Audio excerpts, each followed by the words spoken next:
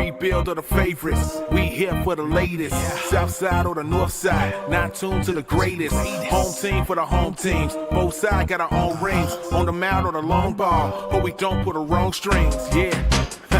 It's that time of the year now. Wrigley or Gantes or the whole league that we hear now. New show with a new mood. Discussions and interviews. Trade rumors that might be. This is Pinwheels and Knife.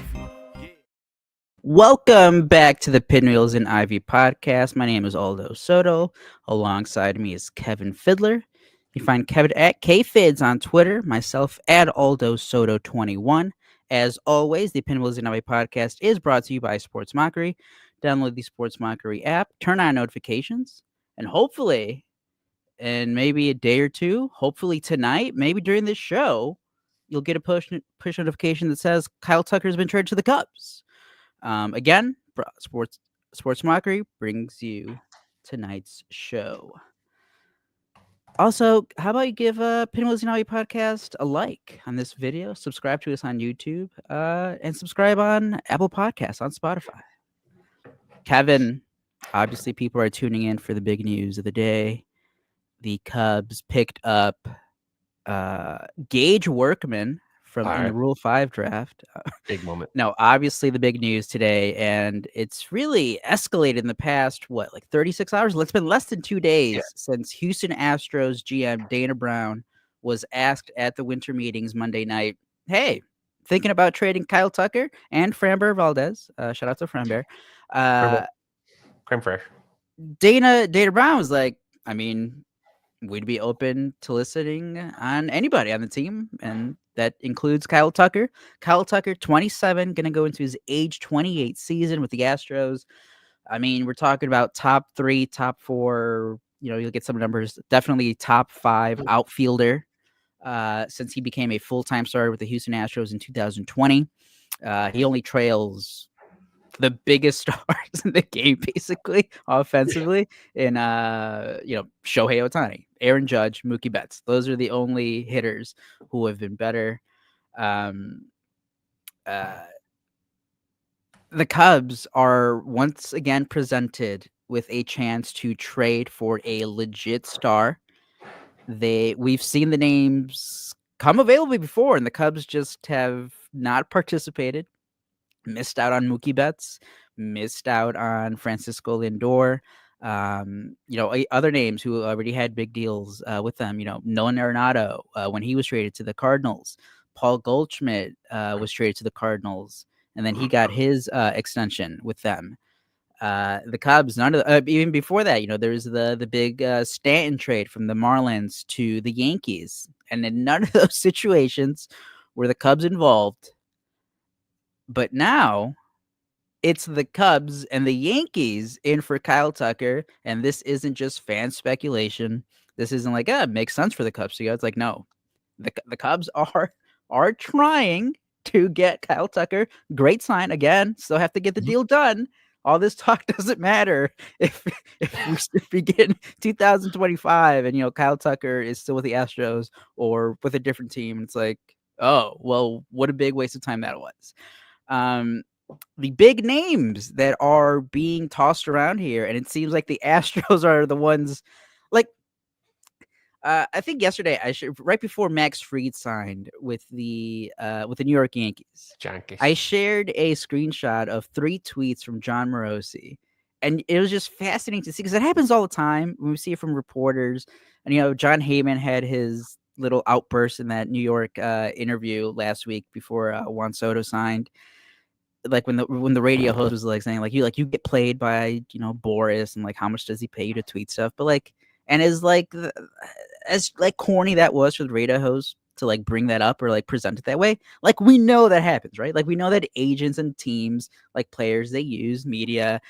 Okay. They want certain information to be made public, and today, the last 24 hours, we basically know that the Houston Astros want everyone to know that they want Isaac Paredes, third baseman, and Seiya Suzuki in any trade talk for Kyle Tucker. Obviously, they still want to contend, so they want Seiya Suzuki to replace Kyle Tucker in right field, and then they would get Isaac Paredes at third base. now that it seems more realistic that Alex Bregman is going to sign elsewhere. Maybe that's with the Yankees. Maybe it's the Red Sox. But it doesn't seem like Bregman will return to Houston. So they're obviously looking to replace him there. Isaac Paredes, who did struggle after coming to the Cubs, would be a monster with that short porch in left field down in Houston. So obviously that's why they would want him. And, Suzuki, despite his defensive limitations that he's shown the past couple of years, still a great hitter. He's been the Cubs the past 2 years. That would be a good bet for them. Now, just because the Astros are asking for Seiya Suzuki doesn't necessarily mean the Cubs are just going to offer him up willy-nilly. And you can just tell that the Astros are putting on like full court press because they're like, yeah, we want that. And then if you can toss in, Cam Shaw or Matt Smith, or I just mixed up their names. Matt Shaw or Cam Smith. The last 2 first-round picks for the Cubs. Matt Shaw, who seems to be MLB ready for 2025. If this trade was done, you would expect Matt Shaw to be the third baseman beginning 2025. Cam Smith had a big year after being drafted out of Florida State. He made it up to Double-A before the end of 2024. So, obviously, a lot of scouts have been raving about him. That seems like a lot to ask for, Kevin. I know we've been talking about all day. Like, would you do it? Is it worth it? The extension, would the extension even happen? Probably not. What do you do after 2025 with Kyle Tucker? Because Kyle Tucker will be a free agent following the 2025 season. I have been saying how I would prefer not to trade Seiya Suzuki because I think you could keep him at DH, which it comes out that his agent was like, say he doesn't like that. But like I was saying, like if the Cubs keep Seiya Suzuki, he's not going to hold out. Like this isn't. No, he's going to play. Yeah. Hate it. Maybe it's gonna hurt his value for his next deal, but like he's gonna be a DHing if he's still with the Cubs, and the Cubs have Kyle Tucker. Kevin, I know you have ideas on a different trade package that you would be willing to offer for Kyle Tucker. So give me your thoughts here. What do you think on Kyle Tucker? Cubs interested? They seem to be the favorite right now. What do you got? There's a lot of obviously we're in this time of year where every fan of every team overvalues their own person and undervalues the possible other side of a trade. So we've heard there's been some pretty insane ones that have been thrown out a little bit too. And they're, up and down. I mean, you got to look at there's a lot of factors that go into it. Obviously the re-signability, what are you paying for? There has to be a balance in, it would be different if I felt like the Cubs were ready to contend for the World Series in 2025 and you make that go for it fucking move. You do it. You do it. You pull the trigger, right? But this isn't one of those kind of moves. This is a move that you're basically sounds like you'd be replacing 2 decent, Seiya, probably the best hitter on the roster last year, and Paredes, who's solid, and he's obviously a really good hitter. He's familiar with the American League too, so it kind of fits there. And then you're giving up some prospects, so you're not like improving the team overall as much as you're kind of using a fine blade and trimming out little pieces and trying to fit other pieces in there that are going to work and make the Cubs at least somewhat of a winning ball club. So I've looked at some of these trades. I think that the one thing that I feel pretty adamant about is that I'm okay with Seiya and Isaac going to the Astros as part of the deal. What I'm not okay with right now is any talk of that including Matt Shaw or Cam Smith. I can take a Jordan Wicks. You add Jordan Wicks to those 2 guys, slam the door, take it, right? You add a couple bottom. You can't give up 2 major league ready bats and top 100 talent all at once. I just don't think that as good as he is for a 1-year contract, if he had a couple years left, maybe if he had team control, some ARB eligibility, that's a trade you make in a second, right? But because of that, and that's anybody that, again, I said it today on Twitter, anybody that thinks that Kyle Tucker's not going to play out his contract and hit free agency after seeing what's gone on in the free agent market over the last couple of seasons with the money that's being dealt around to players of that caliber, you've got your head in the sand, man. Excel Sports Management, his agency, every one of their big time clients has taken their contract to free agency and gotten paid. Whether it's George Springer, whether it's Kyle Schwarber with the Nats, whether it's our own Dansby Swanson. He took, and two of those guys, Springer and Swanson, were with their organization their whole career, basically. And that's loyalty for those guys too. So there's no like voice in Kyle Tucker's ear saying, yeah, dude, just take the money from the Cubs and don't test free agency. It's going to go to free agency. So I think that is a good leverage point for Jed. And I think that this is where you get that concern thing. And Jed too, maybe you're not concerned because he's not concerned with job security. If this was Ryan Poles, I would think I'd be scared for him to make a desperate move to protect his job. I think that, I don't think that Ricketts gives a fuck if he wins or not. So I think that this is Jed can kind of play this a little bit. And I don't think because of the contract the questions with the contract extension and stuff, I've seen some pretty insane ones thrown out there, but I think that it's got to, you're going to get them 2 major league plus bats in this case, Seiya was what was his, where was he like league ranking again last year? I mean, he was in the top. He was, I know for National League, cause that's what we filter it down to, but I think he was 10th in WRC plus. Yeah. In the National League, so you're top 10 hitter. Yeah. You're trading a top 10 bat in the National League and another bat that has proven to be a 20 to 25 home run guy who's going to rake at that ballpark. He's going to walk into accidental, balls that are going to hit the train track, so you can't. Yeah, this trade, because right now what it seems like is like the Cubs are perfectly content trading Isaac Paredes. Like that has not been a problem in any of these reportings that we've seen from local guys, national guys. They're both like, yeah, Isaac Paredes, like that's a name, Cubs trade him. Seiya Suzuki, on the other hand, like Ken Rosenthal wrote about that. That was the big splash in the morning was Ken Rosenthal being like, that's when we got all the names. Before last night, it's like, oh, Kyle Tucker, he's on the Cubs radar. The Cubs are interested. Kyle Tucker's available. They're going to be talking. Ken Rosenthal on Wednesday morning, he brings out the names, Isaac Paredes, Seiya Suzuki, and then he's the one who had Cam Smith. I think Joel Sherman as well from the New York Post brought up Cam Smith. In that same piece from Ken Rosenthal, he's like, it still seems unlikely that the Cubs trade Seiya Suzuki. You have the Chicago Cubs local, the beat writers in The Athletic, Sadhav Sharma and Patrick Mooney. They've written about it. They wrote about after Joel Wolf's comments. That's the agent for Seiya Suzuki.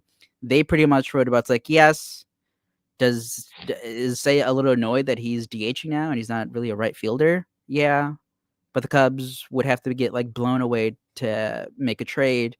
A trade of Seiya Suzuki is so unlikely. That was the same update that we got Wednesday night from Patrick Mooney. Again, the Astros are asking for Seiya Suzuki, but it still doesn't seem like the Cubs are going to be like, yeah, sure. So if that's the case, I think there's going to have to be at least one of those top 100 prospects. We have a suggestion here on the YouTube comments. Chime in for those tuning in live. Offer Isaac Paredes, Javier Assad, a pitcher, because the Astros would want pitching. And then you add in Owen Casey, another lower level prospect. Owen Casey, top 100 prospect. I think he's ranked 3rd for the Cubs, maybe, or 2nd, maybe in their farm system. He is a guy who was added to the Cubs 40-man roster. With some of their moves that they've made this offseason, you think that maybe they're opening up space, playing time for Owen Casey, or they're going to involve him in one of these trades. We saw him being floated around in the Garrett Crochet trade rumors before the White Sox ultimately traded Crochet to the Red Sox on Wednesday. And by the way, shout out Mitch. You can check out the Pinwheels and Ivy, the Pinwheels pregame. Check out his live and instant reaction to that trade that broke when he was recording earlier on Wednesday. But so, Kevin, would you be fine if it's a deal like that? If it's Paredes, a Javier Assad, or Jordan Wicks, and then you add in a top 100 prospect like Owen Casey? Absolutely. That's fine by me. Again, Owen Casey, you're getting Kyle Tucker light in Owen Casey. You're giving away that. So Owen Casey at that point, you've got Pete Crow Armstrong in center field. You'll have Tucker in right field.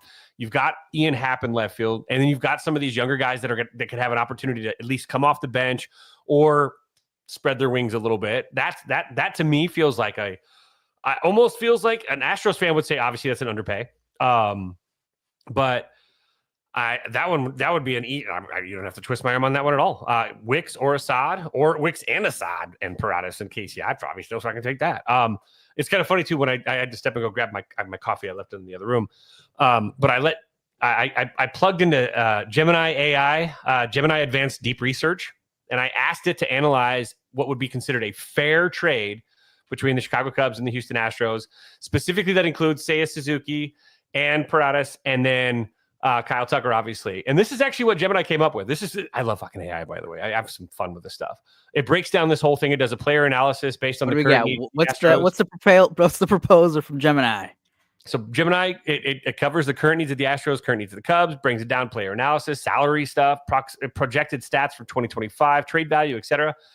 Breaks down those three big players, then it gets into some of the prospects. And the first scenario is Cubs receive Kyle Tucker, Astros receive Seiya Suzuki, Isaac Paredes, Cade Horton, and another lower level prospect. Saying it's similar. Instead of Casey dealing someone like Casey, the Astros receive a potential frontline starter in Horton. It addresses a need for pitching depth and a high ceiling arm for the future. Second one. Sorry, there's three. I'm looking. The second one is Kyle Tucker and a relief pitcher for Seiya Suzuki, Isaac Paredes, Pete Crow Armstrong, and a lower level prospect. Gemini.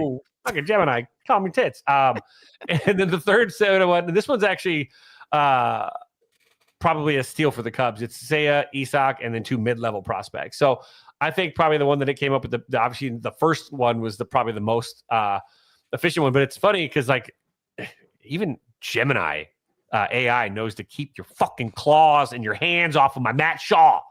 That include. I think it was. The only guy that I saw that mentioned Matt Shaw was John Heyman. Yeah, that was the only guy who's mentioned. But that's pretty funny that it does bring that up, though. It does. I mean, but it's the significance of the move is the fact that the Astros do have to weigh their major league talent with their prospect talent.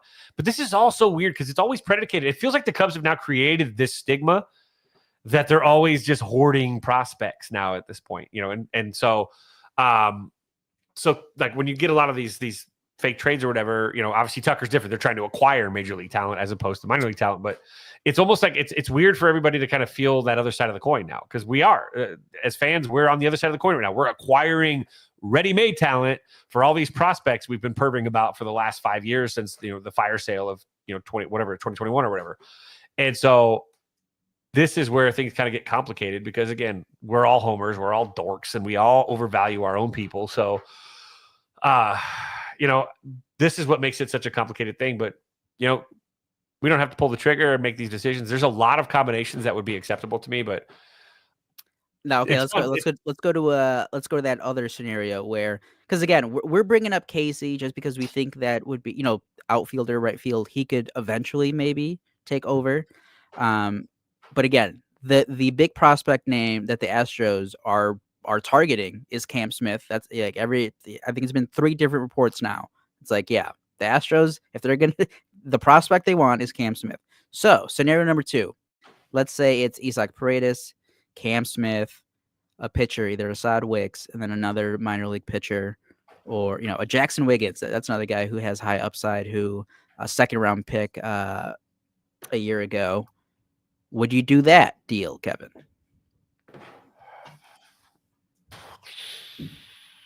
Repeat it again.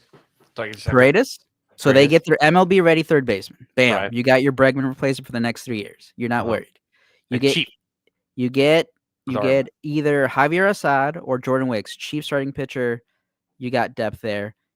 Your big prospect piece is Cam Smith, 2024 first round pick, and then a Jackson Wiggins type. Oh.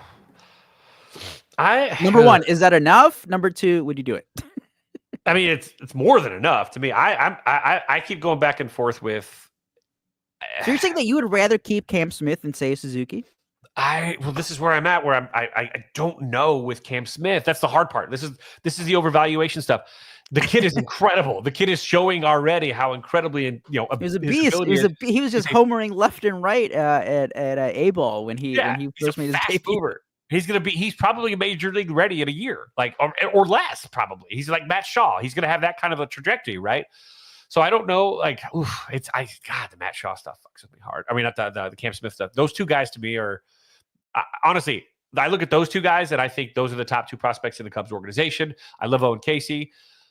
I think that those two guys are the it. And Kate Horton, I don't give a shit. Bye. You're fine. You're probably going to be a reliever anyway, a closer, because I don't know about his health stuff, if it can keep up. But you throw a lot of these options. How about this though? Like if you did the Seiya and you do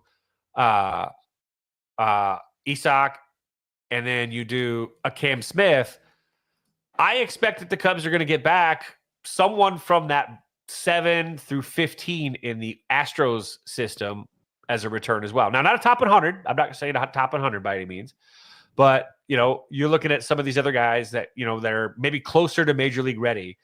You don't want DeCenzo. Well, if you're trading Cam Smith, yeah, maybe you do want that DeCenzo kid, 6'5" third baseman, 24 years old, major league, just made his debut this year. Or you're looking at like I'm just looking at some of their prospects. God, their prospects are so fucking. No, that's the thing, Kevin. Their farm system is not good. No, that's the reason. That is the reason that Houston is even considering trading Kyle Tucker, is because they need to replenish their own farm system. Yeah, they have no one for their future right now. Ooh, yeah, maybe throw in DeCenzo, then I'll take the Cam Smith trade. Because that's the thing. I am with the Cubs, and they're thinking of not wanting to trade Seiya Suzuki, because then what becomes your DH option in 2025? Well, I have a really good idea. You lose value if you're just sticking Cody Bellinger, and I mean Cody Bellinger at this point is going to be traded, so you can't even think about Cody Bellinger. He's not going to be on the team. So your maybe DH? you trade Cody Bellinger and I don't know whoever's left. If it's Kate Horton, cool. Maybe you add Kate Horton. Maybe you throw in, I don't know, maybe an Asada or a Jordan Wicks, and you take that guy from Toronto and bring him down to be the first. But see, Kevin, that's the thing. We're playing in Fantasyland. Yeah, like we can now seriously discuss Kyle Tucker because we know he's available. There are talks. Houston is. The Blue Jays just traded for Andres Jimenez from the Cleveland Guardians. That guy's still getting paid through 2030. They traded away their young first baseman that you maybe if you're a Blue Jays fan, you're like, okay, well, if they trade away Vlad, we have Horwitz. He's gone now. They have no plans of trading Vladimir Guerrero Jr., at least not right now. Who knows if like by the summer? Because he's in the same contract situation as Tucker, isn't he? But that's the thing. There's zero word out of Toronto. It's like, oh yeah, like maybe they'd consider it. It's like that's like saying like maybe the Cubs can trade for Bobby Witt Jr. Like that's just like not an option. Like that's just not it's not feasible. It can't happen. There's no point A to point B. There's also a Pete Alonso free agent out there. That's the guy that I do think could work, especially did you see Jeff Passan's report from, I don't know if it was Tuesday night or Wednesday morning, but they asked him about Pete Alonso's market. He's like, there doesn't appear to be one, which I did have a feeling was going to happen for. Oh, you there? Yeah. Oh, there you go. Oh, got deep. So yeah, that would be rough for Pete Alonso. Yeah. But Cubs could take advantage if that's the case. What do you think? That one, I'm with you, Kevin. If they can like somehow do like a short-term deal and you replace Seiya Suzuki with Pete Alonso as your DH, all right. What is this? Red Sox? I don't see other routes where you're improving from Seiya Suzuki. What's interesting too is MLB Network threw out a potential trade for Cody Bellinger tonight. But it was for Ernie Clement, Arjun Nimala, and Jake Bloss. Oh, that was terrible. People also, by the way, as much as we're talking about like Kyle Tucker to the Cubs, it seems like Cody Bellinger to the Yankees is happening. Like that's just like gonna happen. Could we interest the Chicago White Sox in a Owen Casey, Jordan Wicks, blah, blah, blah, blah, blah, blah, blah, blah, blah, for a Luis Robert? Maybe. He could DH and stay healthy. He's too good a defender. Ian Happ, new DH, even though he's a Gold Glover. Well, you could rotate that fucking outfield around. That'd be pretty stellar, actually. Wait, Ian Happ, XL. Yeah, Got those it. guys just kind of everybody take a couple of days. You get the DH today, you get the DH tomorrow. Everyone gets the day off. You get to go rest your legs. I don't know. I mean, this is going to be a really interesting thing to see what. And look, I'll be honest. This is Jed. This is the quintessential Jed Hoyer moment. Now, this is it. Like this is it. Like Yeah. I am to the point. We talked. Remember, I brought it up at the end of last week's show. It's like, because last week we were all focused on the Seattle trade talks. It's like, Seattle, Nico Horner, the pitching. What can the Cubs do there? How can they acquire a starting pitcher? And at the end, it's like, well, what if at the end of the day, what if Kyle Tucker somehow becomes available? And hey, he did. Nice, beautiful. It's like, hey, maybe this is an option to if this doesn't happen, it's like Jed, you're done. This is his deal not to make, because everything is pointing to the Cubs have the pieces. Maybe you don't have to give up Matt Shaw, but if it's Cam Smith, it might hurt, but you do it for Kyle Tucker, right? I know that you love him, but you do it because that's still, you're talking about a 21-year-old kid who's played 2 months out of baseball or out of college baseball. I've always said it a million times, man. A prospect's a prospect until they're not a prospect, and so I just need people to. What I preach. I'm prospect. I brought up Kyle Tucker's. I brought up Kyle Tucker's numbers last week, but we kind of just I said the home 23 home runs, 78 games. I just need to go over them again because it was amazing what he did. By the way, while you're doing that, I just want you to know I'm going to plug into this advanced AI deep research thing. The question is, what is the best offseason plan for the Chicago Cubs to contend with the Los Angeles Dodgers? Because spend a lot of money. That's the whole plan. Because spend a lot of money. Don't forget about the Mets now. Mets now too. But it's about winning the World They Series. Just got a pretty good one too. Yeah, I guess. By the way, I guess we can get to the Juan Soto deal too later. But this is what Kyle Tucker did in 2024. He slashed 289, 408, 585. He had a 180 WRC plus, 23 home runs in 78 games. He only had 339 plate appearances. He was worth 4.2 F WAR. I mentioned on Twitter how in 2024. Dansby Swanson led the Cubs in WAR, according to Fangraphs, at 4.3. Kyle Tucker almost matched that in 78 games, like half the games, basically. We're talking about a true, legit star hitter, finished 5th in MVP voting in 2023. I think he's as close to a 5-tool player that the Cubs have been somewhat ever associated with. He stole 30 bases in 2023. I didn't realize that. Ooh. He's won a Gold Glove in right field with the Astros in 2022. Silver Slugger Award winner, 3-time All-Star, has postseason experience with the Astros, won the World Series with them in 2022. He is he is what we've been wanting all these years that we've been saying the Cubs need a star hitter. They need a star hitter. They need a star hitter. This is the star hitter. It's Kyle Tucker. You just, and as much as I'm saying, I wouldn't include Seiya Suzuki if it push comes to shove and the Astros we're not doing this deal. If you're not adding Suzuki, I think I would do it then. I would still then. It's okay, well, sucks, but you're still getting Kyle Tucker, who by himself could be worth 5 to 6 WAR player every year. Johnny in the chat, he just posted something about Heyman. Yeah, Heyman just dropped 30 seconds ago a new piece in the New York Post about the Yankees targeting Cody Bellinger, but money issues remain in pursuit. Yep, that's the big thing there. Where after the Cubs, Max Fried deal.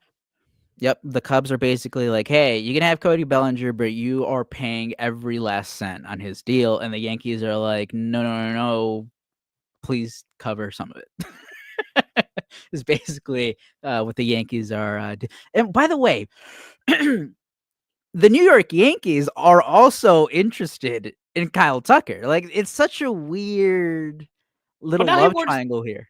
God, he words this shit. So this is fucking Heyman, man. What do we got? Great Read the discussions latest for from the Don Noise Heyman. Siders involved around the right fielder Seiya Suzuki and third baseman Isaac Paredes with the Astros, also hoping for the Cubs to include one of their past 2 number 1 draft choices.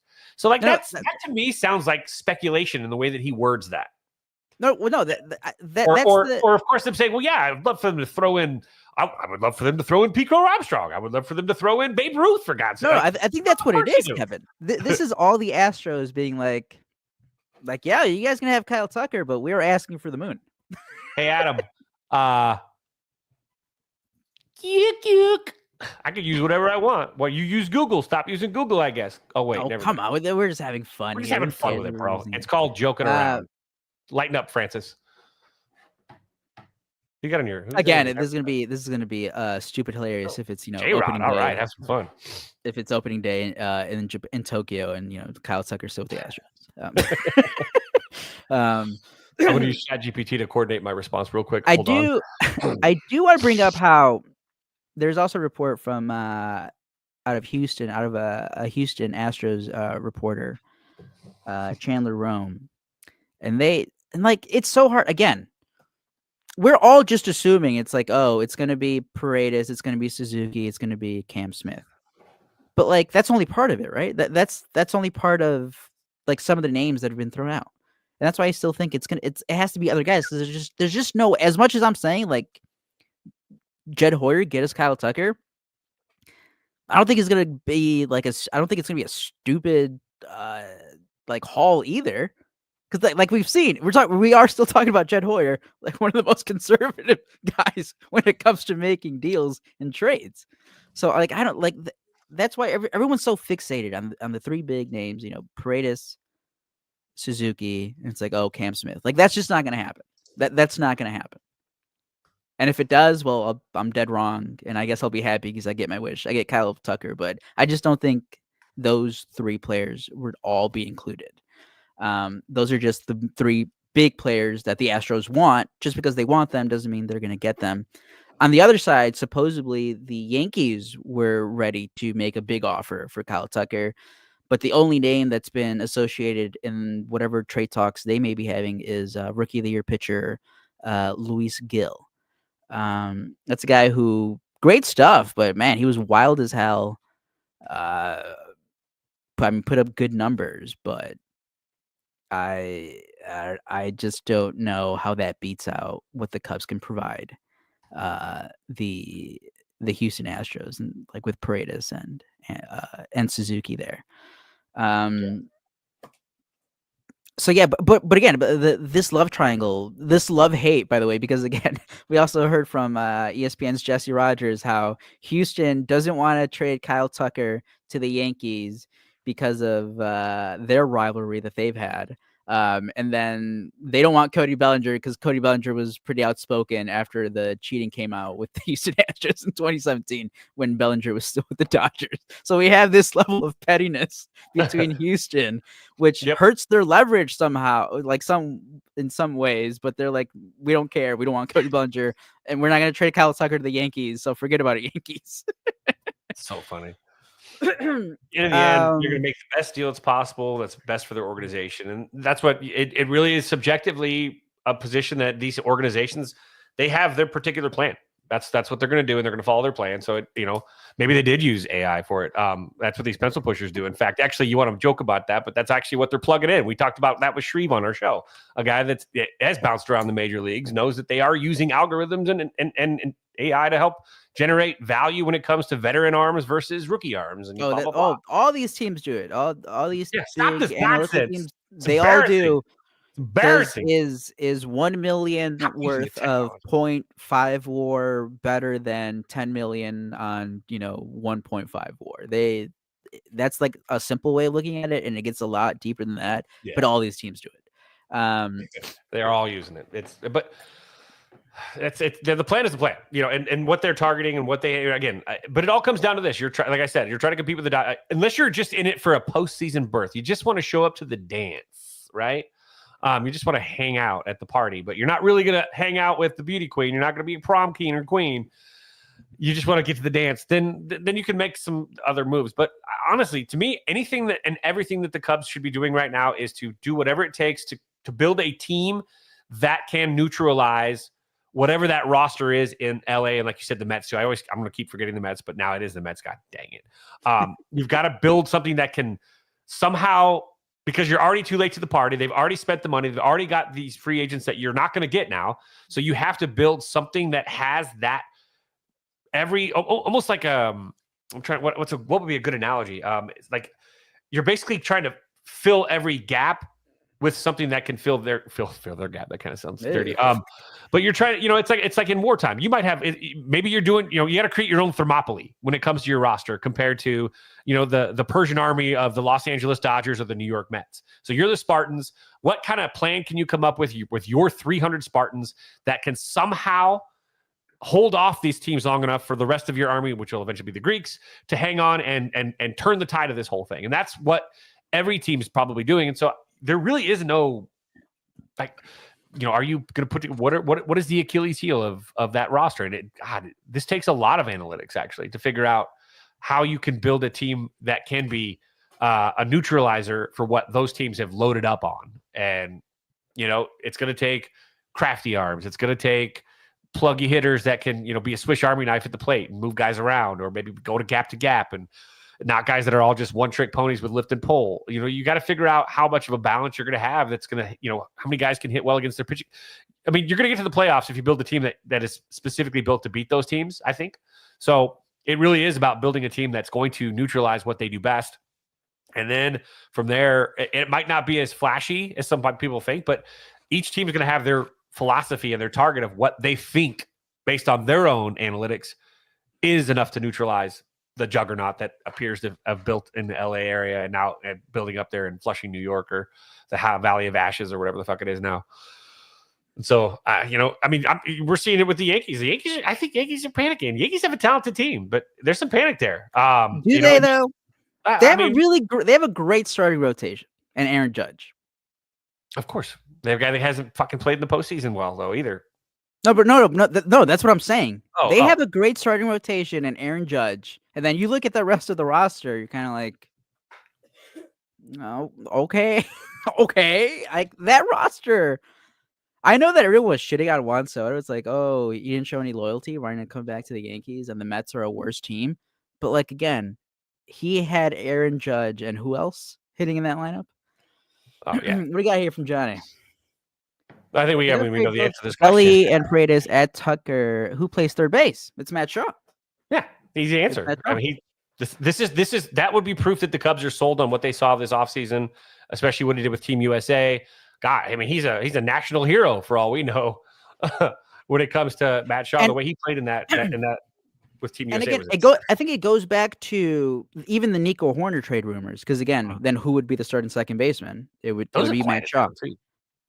Yeah. Well, all the attention's on Kyle Tucker now. Yeah. But seeing as there's been like no pushback from any reporter on the Paredes thing, like that again shows you it should be an insight of like how they feel about Matt Shaw. Because again, you look at the depth chart, that would be the next guy up. And if he's the next guy up, that means obviously they feel comfortable playing him. Maybe it's not every day, but it's regular playing time at third base. And he's a mature guy. Again, we can't forget how mature the guy is. Like, he's not a baby. He's not a high school kid. Like, he's a, I don't know if he graduated or if he graduated or not, but he's a mature, guy. I mean, he should be at this point now at his age, ready to go. Like, this is where those prospects that are supposed to be elite are supposed to be taking this. Now, do you want to trust a rookie in their first full season as a major leaguer when you also got a first full season in center field? That's a good question. I just personally think that there's enough you can put around enough depth in this lineup, especially when you had Tucker, that takes the pressure off of these guys. And you can give these guys days to sit and watch from the bench and just get take a timeout and make those adjustments that, there's no pressure on them to be the dude. And I think that that's one of the things that is so appealing with Shaw. And I think that when you see, how these guys kind of make the adjustments, right? The 2 steps forward, one step back. You saw that with Michael Bush. You saw that, you've got to have some faith. And I have faith that Michael Busch's second and a half, I guess we'll call it, is going to be also filled with more progress than fail. I think that he's now going to come in confident. He's obviously got the holes that he's working on this offseason. So you've got guys in the lineup that can protect these guys and to allow them to be this. So it doesn't feel like much of a gamble. Would you have said that it was a bad idea for the Cubs to expect Chris Bryant his rookie year to compete? Now, got obviously lightning in a bottle, 2015 to 2016, blah, blah, blah. But this is the closest prospect the Chicago Cubs have had that is KB-esque when it comes to the elevated talent and the experience as a college hitter. These kind of the overall makeup, right? Aura, yeah. You're right. I'd use a young person term, but just like, but just like the way they carry themselves, the professionalism, the readiness, the matureness. Yep. Like that aspect of it, I agree with you. They know how to feel. You can take it like maybe you can say with like Nico Horner as well, because he came up what it was like a year after he was drafted. And Shaw's an elevated version of Nico. He's an evolved Nico. Yeah. He's got the power. He's got all the other stuff too. The defense. He's got the regular stick. He's got the head. He's got all that stuff. The base running. He's just got the power. He's got the stuff that Nico never had. So this is an idea, and I wouldn't mind it because it does. Then you still get a backup option if there are any struggles with Matt Shaw. You have to worry about the injuries because they just frequently pop up. But would you be interested in a Yoan Moncada, Kevin, as a backup infielder? Yeah, sure. I'm fine.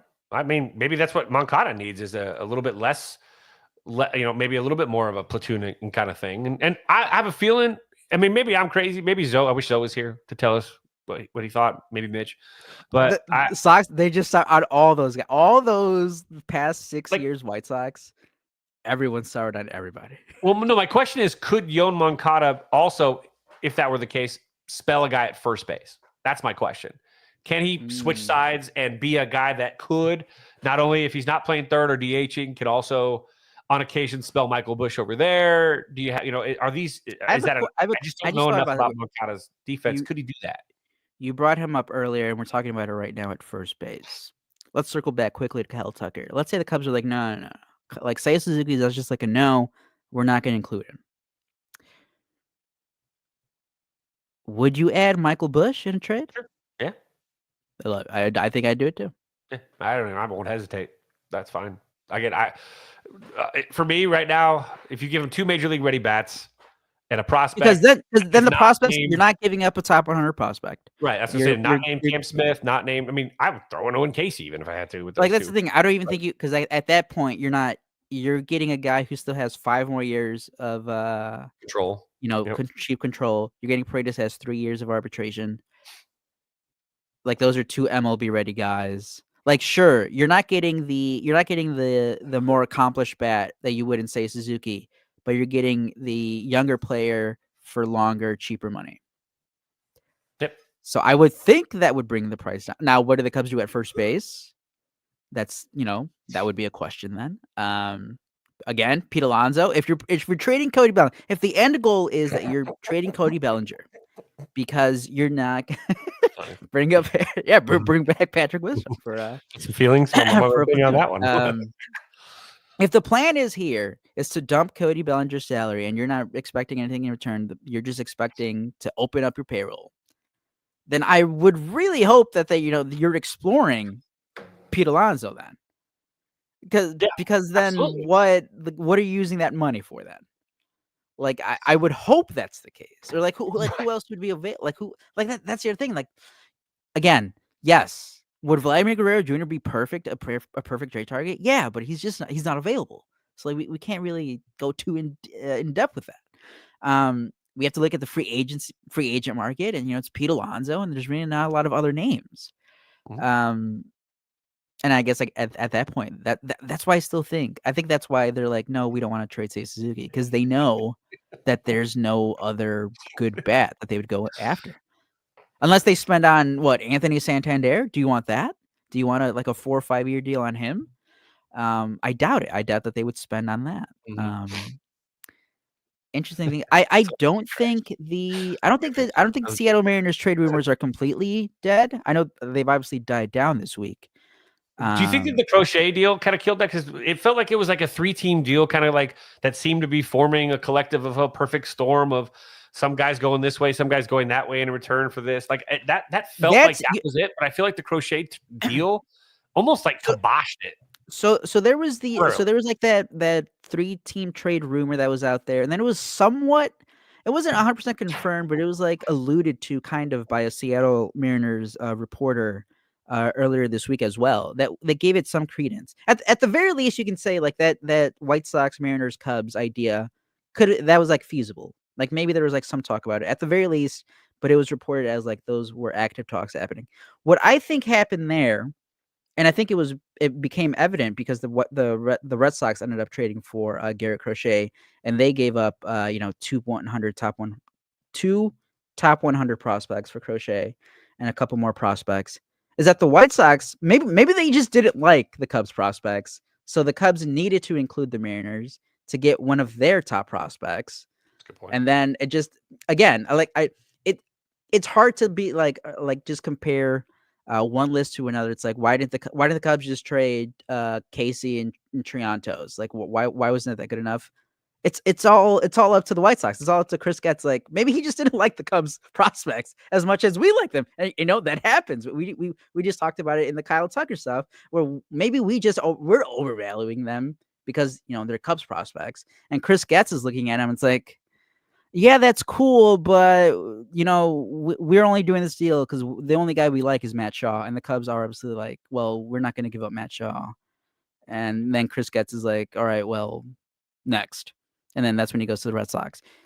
That's what I think happened there. And it's like the Cubs try to get creative, adding the Mariners. It's like, hey, Mariners, we'll give you Nico Horner. How about you give up a top prospect or something so that we could give him to the White Sox, and then we can get Crochet. And that kind of just fell apart there. Again, a deal with 2 teams is complicated enough. A 3-team deal is gonna you got to pull a lot more strings there. But I wouldn't say those talks are completely dead because the Cubs still do need a starting pitcher. I do think they are going to get one, and it seems like it's going to be through a trade.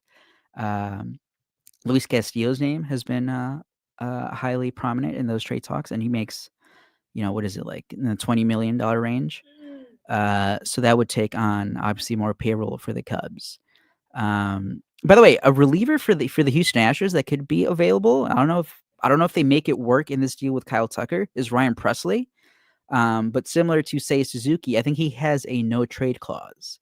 And I was just reading today how I think his wife is from Houston. Obviously he's pitched there for a while, so who knows if he would even lift up that no trade clause. But that's a name that's been kind of floated around there because the Astros, we only think about the Cubs who try to shed salary, but the Houston Astros, they're not really sure if they want to go over the luxury tax for the second year in a row either. So that's why they're trying to do these moves. And I guess that's why they're open to even trading Kyle Tucker because they also know that they're not really going to be in on him once he reaches free agency. What's crack up to me too is all of this is predicated on one thing too. All of this speculation. Seiya Suzuki has a no trade clause. That's right. If he fucking hates Whataburger, this ain't happening anyway. All right, right? Maybe he's a big fan of Culver's. And he's like, "Fuck off, man! I'm staying here. I don't want to go anywhere. I don't want to go to Texas." Now, on the flip side, you're crazy. You get that income tax down in Texas. I was Texas. gonna say on the flip side, he needs to be in warmer weather since the beginning of the year. Indoor, because he did bring up how the Cubs maybe weren't 100% honest on the weather of Chicago when they were recruiting him. But he'll be sweaty hot. So, I mean, I guess it was fucking. I mean, being at I think I've never been to Houston, but all I see is hot, humid, power outages, and the occasional hurricane. Basically, June to September, everybody is shiny. But you know what? I'll say this. I've been in Houston, literally middle of July, Houston, Austin, New Orleans. I don't recall ever being as freaking hot as I was in the bleachers this summer in the late part of June when that heat wave hit, and I was there for the Mets games and the Giants and the Mets game. Those afternoon games, goodness gracious, I forgot how hot it can get. And obviously it's a little bit warmer. I mean, I'm older too. I guess I've been so used to being in a dugout that I'm used to like the sun at least being blocked. The shade. And I could at least stay in the shade and sweat like a whore in church. But instead I'm out there like cooking like a damn, like, I don't know, like a carne asada on a grill. But it's hot everywhere. So, I mean, Houston being indoors, that also helps. So that might be something for Seiya. But this is all, if Seiya doesn't want to go, Seiya ain't going. So like he's got the everything in his control. I did see, I know we've been fucking around today, goofing around with this. I mean, I'm being kind of tongue in cheek, but I also don't trust the Cubs as far as I could throw them, and I shouldn't be throwing anybody with my bad knee. But the idea that all of a sudden this stuff about Seiya not wanting a DH comes out from his agent. Like again, I'm always looking at this weird optics thing because the Cubs, say what you want about the winning ball games and blah, blah, blah. The Cubs have one of the best, if not the best optics PR team in probably sports because they can turn in a non-playoff team for half a decade, still sell out, still make record, profits and revenue, still make shit. And they literally have Cub fans convinced that they can shove a big old box of feces, and Cubs fans, a lot of them will thank the Cubs for it. And so they do really well. So I have been kind of like, this is such a weird thing. This is all coming out at the same time as the Tucker trade. He doesn't want a DH. Maybe Seiya's camp got wind that maybe this would be something, and maybe he knows that if he goes to Houston, he won't have to DH as much. There's posturing, there's leveraging, there's so much stuff going on, and there's so many working parts that none of us will be privy to because every team has their own team doing all this stuff and leaking here and that. And we saw, the only thing I can tell you is from my inside experience with everything we have with KB, I know that the Cubs absolutely have it in them to leak some bullshit and leave a player hanging out there, in his case, for 3-4 years with a bullshit rumor that never happened about like the contract, offer that never happened and all that stuff. My problem is I would never put it past the Cubs. So I am like literally Charlie Day trying to figure out where Pepe Sylvia is because I don't trust them at all. So all this stuff is so weird that it's all at the same time. It's all coming out. People are posturing at this point. So it feels like there is smoke. There has to be smoke because again, all these things are, I would think that Seiya's team, if they were smart, and I think they are pretty smart, would want to get out in front of those things because if you let the Cubs dictate the narrative, Cubs fans can turn on anybody. They turned on KB. A lot of them did just based on how they did that. So I don't trust. What do you think the Cubs were going to leak? I don't know. Like, I honestly don't know. Like, word is, Cap coming on the air. Seiya Suzuki, despite his shitty defense, thinks that he shouldn't be a DH and he's being a malcontent in the clubhouse and bitching. That's an easy report. That comes out. You can't put the shit back on the horse. Cap says it on his radio show. A bunch of dum-dums believe it. It sticks around. It becomes fact. Some idiot like, Ken Rosenthal or whoever it is says, hey, Chicago Cubs radio personality David Kaplan says this blank. They quote David Kaplan as the source, and it takes off. Remember, there were no other sources for the KB contract bullshit other than David Kaplan. That was it. And that thing turned into across the board national news, reported everywhere, so bad that you can't put the shit back in the horse. So like, I don't trust the Cubs. So if I'm an agent and I see that this stuff possibly is going to come out, I'm going to go, let's nip it in the bud. We'll control the narrative first. We'll get out front of this thing. Let it happen. So I don't know. There's some weird shit going on. And maybe this is posturing from Seiya's camp to get the fuck out of town. Maybe this is something that they were just getting ahead of. There's so many ways that this could flip that we'll never know the true story ever, unless you know someone on the inside. And I was lucky enough to know at least KB's side, the kid that I would trust with my fucking life. So all the other stuff is, it's just, I hate that it is this way, but I'm not going to be, I can't, I will never trust the Chicago Cubs in this manner ever again, knowing what I know. So it's just crazy. And this is what makes it so interesting too, because there's something coming, right? Or at least something perceivably coming or attempting to be coming together. So I just don't know what it might be. So again, we still haven't heard from what's his name? Reinsdorf's boy. Bob Nightingale. Bob Nightingale, yeah. Once Nightingale jumps in, we know it's for sure. We're coming from the owners right there. So, and again, if you're a Cubs fan and you're listening to the radio, tune in to Cap. Cap's going to go ahead and tell you some of what Crane Kenny wants you to know. So that's also a good kind of all that Crane Kenny wants you to know. So let that guy filter through some of the stuff and check out the branding and the messaging mixed in between some of the other, the rants that he goes on. Sometimes great for it shows that he's he wants the Cubs to win. He doesn't like losing, but he also plays ball because you know what? With the Chicago Cubs, it is a 100% fact that if media doesn't play ball with the Cubs, you get media flack. You get that corporate media model flack where they basically cut you out. No access. If you don't play ball, no access. You're not going to get that extra phone call. Somebody else is going to get that scoop. So there's a lot of stuff there are a lot of working parts into this that go beyond just baseball and just putting together, value of a player versus multiple other players in a trade. You're going to be sold a bill of goods on all sides. The PR teams, from the agents, from the players, from the teams, and you're going to get people that are throwing hand grenades into this shit that want it to fail. People don't really. The Cardinals are going to throw some leaks out there to fuck shit up. Like, people are going to mess stuff up to hurt this possibility, because nobody, if you're not a Cub or an Astro, you don't want this to work out, because you want the teams that you're competing with to not have nice things. You want to throw monkey wrenches in as best as possible. There's just so much, and especially in the social media age. I think we talked about it last week. I think Jacob Zanola does a great job. He's young, though, and I worry sometimes that some of these younger guys, especially on Twitter and all, they get fed some of this stuff, and they're so excited for the access, and they're so excited to have that connection and that inside information, that sometimes inadvertently that they're not vetting what they're being told with an entire, it's old bull versus young bull, right?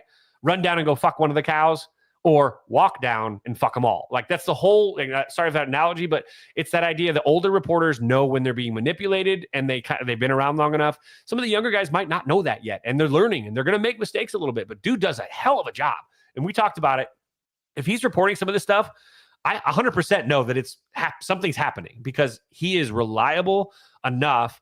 I just worry sometimes people that are given that proximity and that access at a younger age, they don't realize they're being used as pawns, because in the end, it's an old man's game. Old men are usually playing chess with the younger people. We all got it. And it happened to me. Don Logan, the owner of the Las Vegas 51s, Aviators or whatever, he used me to help write a story to create leverage for the 51s to renew their contract with the city of Las Vegas back in 2003. I felt that as a 23-year-old pup reporter.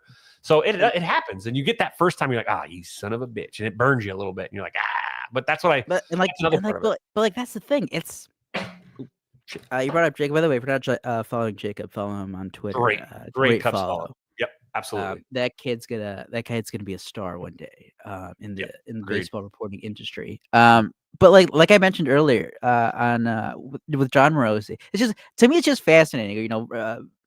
Writing almost a decade now about almost on a daily basis, writing about baseball, the Cubs, rumors when you get in the off season, trade season during the summer. It's just fascinating to see how media is used now, and it's probably always been in one form or another, whether it's newspaper, radio, TV. Just easier. Now it's just a lot more accessible and easier in social media. But I just want to read through these tweets, and it's just between the two teams, New York Yankees, Boston Red Sox. They were both in on free agent Max Fried, who we thought the Cubs were going to be in on. I guess not.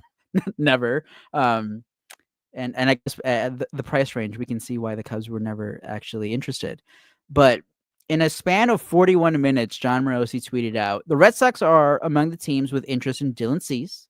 He is an option for them on the trade market if Burns and Fried signed elsewhere. So what does that tell us, Kevin? That's the Red Sox telling John Morosi, it's like, hey, tweet this out. We want to put pressure on Fried and his people. It's like, hey, you're not our only option out here. We don't have to pay you. We have other options. Mm-hmm. And then about 15 minutes after that, John Morosi follows up. Free agent Max Fried has at least one 7-year offer in hand as he nears a decision this week, sources say. Again, he didn't mention any teams there. But again, you go to the previous rumor, it's probably Red Sox related, probably Yankees related, because those are the two teams who were most heavy on Max Fried. The next tweet about 20 minutes after that from John Morosi was, the Yankees are willing to make Max Fried a 7-year offer.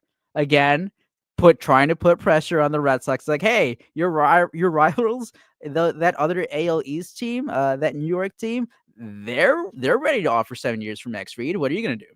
And again, eventually, Max Fried got 8 years, $218 million from the New York Yankees, a big deal for him.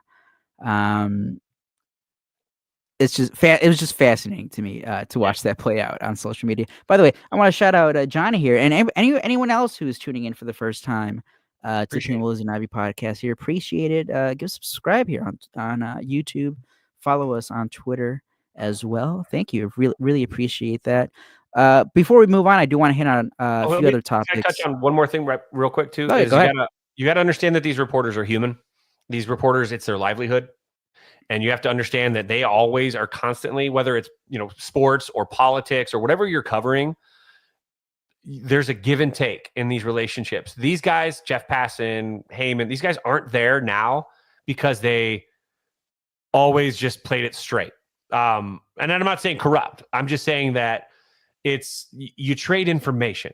Everybody is trading information. It's capital, data, information, all that stuff is so important. Some things are worth reporting. Some things are worth just tucking away and putting them in your pocket and hanging on for a later date. Some of it just helps give you like a direction to go follow. It gives you an arrow, a compass to go find the rest of the information.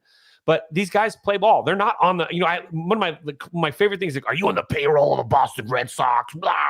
No, but they are playing ball together. They have to. These guys got there because they are willing to, hey, I'm going to tell you what I was talking to the Padres the other day and they told me this, but you're telling me this. What's the deal? And so you coyly give away a little bit of information about, and it's not considered to be dishonest. These organizations know that whatever they tell a reporter also could end up in another team's hands. They know that these guys will eventually sell some of that data or information for some capital elsewhere because this is what they're really good at their job. They're there because they're good, whatever you want to call it, journalists. And whether you other times the team again, like this whole Astros Cubs, the names being revealed today from every national reporter.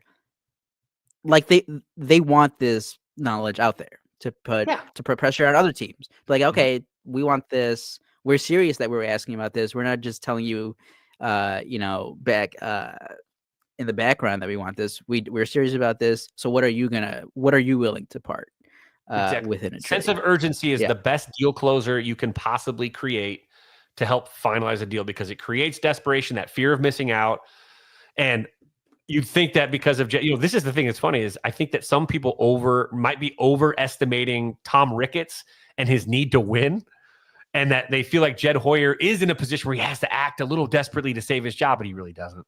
And so there's also the scary part. Yeah, it's the scary part. So that's what makes it so interesting. That's why you go back to where I would be more inclined to believe you if there was like any chatter of like, oh, the Cubs are planning to extend Jed Hoyer. He's right now he's a lame duck, president. He doesn't have the extension yet. When I think Ricketts was asked directly, like in October, November, maybe it's like, oh, so like you thinking about extending Jed Hoyer? He's final year of his contract. Yeah. And he was like, it was a non-answer. It was the perfect Jed Hoyer response. It was like, love what he's doing. He's doing a good job, but in time we'll see. Word salad. Circular reasoning, circular response. Boom, boom, boom. Yeah, that's kind of funny though. Yeah, you're right. Actually, it's a really good point. So that is the one thing that's like, well, that's the one thing it does give you, because I get the sentiment. I get it, because there hasn't been any progress towards being a legit contender, but it does seem like it's like Jed Hoyer has to win this year, and if he doesn't, I don't think he will be back. I honestly don't. But we'll see. We do have a question here. Realistically, what is the return from the Yankees in any possible Bellinger deal? Isn't their prospect cupboard pretty bare? I'm going to be honest here. I have not looked through the Yankees minor league system. I know obviously there's Jason Dominguez, who has been up to the majors now. Spencer Jones, another outfield prospect. But why would the Cubs want another outfield prospect? They have a whole, that's what they have right now in their system. And I think he's coming off a really down year in the minor leagues for the Yankees, I believe. I honestly think that if that deal does get done, it's not going to be a prospect that we know. Like, I think it's going to be a very small return, and what the Cubs want is just for the Yankees to take Bellinger's money, and whatever they get, they'll be pleased with. And that's what that Max Fried deal. But I didn't know that Max Fried owned a house here. That's weird. Never knew that. Vegas? Yeah. Well, Well, I think Henderson. he's a Cali boy. Maybe he just likes that short trip. Henderson, specifically Henderson, which is, I mean, so that's like Vegas, but it's like kind of like it's our Hendertucky, we call it. So I didn't know that because I was actually doing some research today for Jason Aldean's kitchen that just opened here on Thursday, and we're trying to put together some ideas for the baseball season. And I'm like, well, he's a huge Braves fan, so Max Fried lives here. Well, I typed in. Well, at first I typed in who lives in Vegas, and obviously Maddox lives here. Greg lives here. I didn't know Walt Weiss lived here. That was new. And then Max Fried came up. I'm like, what the hell? I'm like, well, that's cool. Didn't know that. Weird. I haven't seen it because I haven't heard. Like, a lot of the times when you have a major leaguer that lives here that's active, there's one of the high schools they're hanging out at to get like that off-season throwing program going because it's the cheapest way. You get a decent high school varsity catcher to catch your bullpens all off-season. You give them a couple gift cards for MLB.com and you thank them and move on. It's a really nice like little give and take, and you get to hang out with do some community service or whatever. But anyway, I just did random ADHD thing. But Yankees having that Max Fried thing, that does put a big damper on how much they're willing to pay with Cody Bellinger. How much are they willing to take now? And that's. I'm also curious, and I guess what we should be rooting for is that the Red Sox sign Alex Bregman, so that makes the Yankees even more desperate to get someone. Because again, they're also it's Alex Bregman is being pursued by the Yankees and the Red Sox. The Red Sox, they're in a position right now. I know they just did the Garrett Crochet trade, but they obviously missed out on Juan Soto, and they were in it, somewhat until the end. Even though I guess at the end it's like, well, they weren't really that close, which sounds familiar from last year with the Cubs and Ohtani. A lot of parallels between the Cubs and Red Sox. $700 million is going to get it done. Fine, we offer $500 million. Since their last World Series, it seems like both ownerships are content with not really going all the way there. But the Red Sox have, they have Alex Cora, who was a coach with Houston, obviously is familiar with Bregman. He wants him, obviously. Craig Breslow, who was in the Cubs front office, but he was more of an assistant working in player development, I think, for a few years with the Cubs. He is the Boston Red Sox, their president of baseball operations. They're Jed Hoyer. And there's a story yesterday out of Boston. It's like, the Red Sox are divided. Manager wants him. Front office doesn't.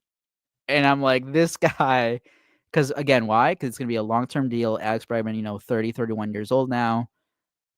Craig Breslow was born to work alongside Jed Hoyer. It seems like the exact guy who doesn't want to do the long-term deal for the free agents who are past 30 years old.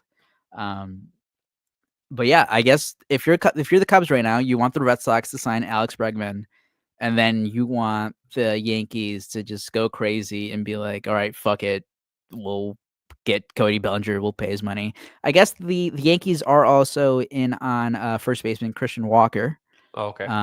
So that would be the other name that they could also pivot to if it's not Bregman. Maybe they go to Walker for first base. But again, they still need an outfielder. So I think they would still be in on Cody Bellinger to play right field because they need someone other than after losing Juan Soto. I did want to get before we get to Juan Soto and other free agent stuff, so let's wrap up the Kyle Tucker stuff. What percentage would you put it that he is on the Cubs, that he is traded to the Cubs this offseason? Right now, December 11th, 2024. I would put it at plus. I'd probably right now maybe plus 200, plus 220. Not, still 2-1 or more odds that he won't be, or that or that he will be, or whatever. I would say it's still got to be a good minus number that he's not. But then you play that. So I mean, I think it's going to get done. Personally, but again, I also am a sucker, so that doesn't help. I think the Bears are going to win on Sunday too, but well, that's pretty rough because they don't play until Monday. So that's the problem. That's the problem. It's the Monday night game. I still think they're going to win on Sunday.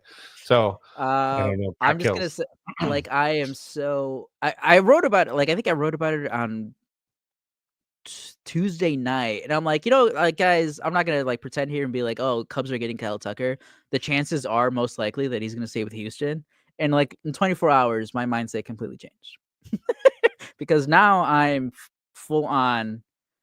expecting it to happen. I don't know when, but I'm full. Like if it doesn't happen, it's the biggest. It's like back in the day when you were a kid at Christmas and you walk in on your parents and they're reading a magazine that has a brand new Huffy bike on the right when you walk in, you're like, oh, mom and dad are shopping for a bike. And you get down on Christmas Day and you got like a He-Man and a Stinkor and like a Tila and then maybe like a Dukes of Hazzard poster and not a bike.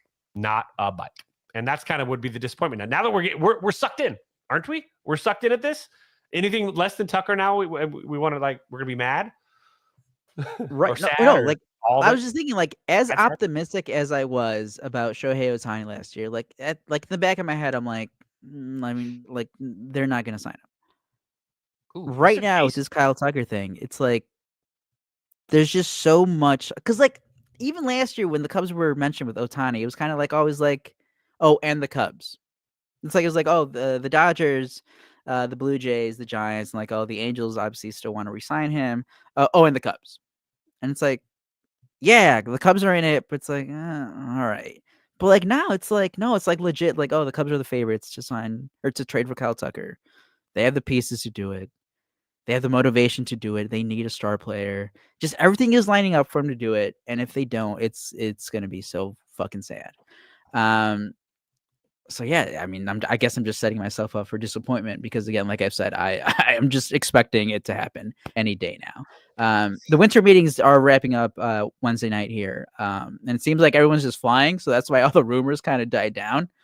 Wednesday night makes here. a really good point, by the way. In this, what do you got? If Bregman leaves, the Astros or if Bregman leaves, then Astros have to trade Tucker for Paredes and Cam Smith / Seiya. That's my thinking. I wonder if this is what is slowing everything down is the Astros are waiting to find out what goes on with Bregman. Yeah. And then once Bregman is finished with his, then they can, everything's about that pivot, right? Then they can pivot.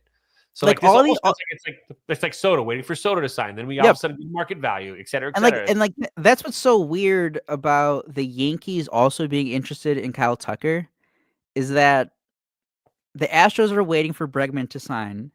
And that most likely means that he's not returning to Houston because they just don't seem to want to do more than a 6-year deal. So that brings him like, oh, well, that could be the Yankees. But then if the Yankees sign Bregman, then that opens the door for the Cubs to trade for Kyle Tucker. But then the Yankees also want to trade for Kyle Tucker. But then none of this happens if Alex Bregman re-signs with Houston. So then we go back to, well, the Cubs trade Cody Bellinger to the Yankees. But then again, we circle back to, but that helps out the Cubs trading for Kyle Tucker because then they wouldn't need Kyle Tucker anymore, maybe. It's just so complicated. These three teams all kind of wanting the same thing, but they need one thing to happen for that other thing to happen. If that thing happened, it hurts their chances of this happening. I mean, I think the thing that happens with the thing before the thing happens with the thing. Exactly. You know, the thing. It's that thing. But hopefully all the things work out and the Cubs get Kyle Tucker. That would be amazing. Juan Soto, $765 million, 15 years, an average of $51 million per season, $75 million signing bonus. No deferrals. Steve Cohen is paying straight cash homie every year. Your thoughts on the? Oh, he does have an opt out after year 5, yep. But the Mets can just lock it up if they raise the deal by $3 million. I'm assuming they would do that That's right away. What were your thoughts on? Let's go this route. What were your thoughts on people saying?